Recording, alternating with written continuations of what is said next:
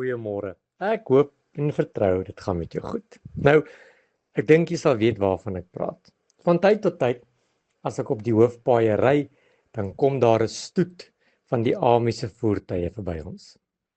Klomp, jeep, trokke, allerlei karre wat donkerbruin geverf is en op hulle deure is geskryf SA Army.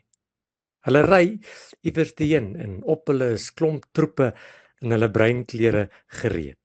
En wonder ek baie, maar alhoewel daar nie oorlog in ons land is nie, waarmee is hulle besig? Waarheen gaan hulle? En besef ek dat 'n army, soos ons land of enige ander land, moet altyd gereed wees, moet altyd voorbereid wees, moet altyd oefen en ingeskerp wees sodat wanneer die oorlog uitbreek, daar mense sal wees wat ons kan beskerm. Kom ek gaan 'n bietjie dieper. Net so moet ek en jy in ons geesteslewe altyd gereed wees. Altyd gereed wees vir die oorlog wat daar buite aan die gang is. Hoor gou mooi wat sê Efesiërs 6 vanaf vers 11. Hy sê trek die volle wapenrusting van God aan, sodat jy staande kan bly teen die liste van die duiwel. Want ons worstelstryd is nie teen vlees en bloed nie, maar teen die owerhede, teen die magte, teen die wêreldheersers van die duisternis van hierdie eeu, teen die bose geeste in die lig. Daarom neem die volle wapenrusting van God op, sodat jy weerstand kan bied in die dag van onheil. En nadat jy alles volbring het, staande kan bly.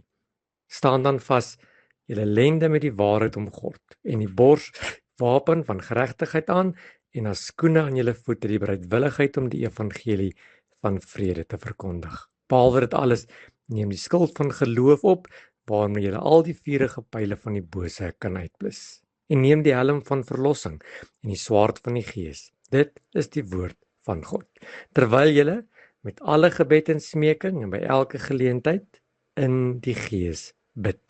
En juist daartoe waak tot alle volharding en smeking vir die heiliges. Sjoe, dis baie. Dis 'n mond vol. Eintlik praat dit net van een ding. Dit praat van gereedheid. Dit praat van 'n oorlog.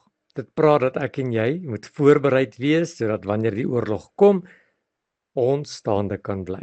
Wil jy nie vanmôre wanneer jy so voor jou kas staan en jou klere uithaal om aan te trek nie net geestelike klere aantrek nie, maar ook jou geestesklere aantrek sodat jy in hierdie dag weerstand kan bied. Here, dankie vir die wapenrusting. Here, dankie dat ek staande kan bly. Amen.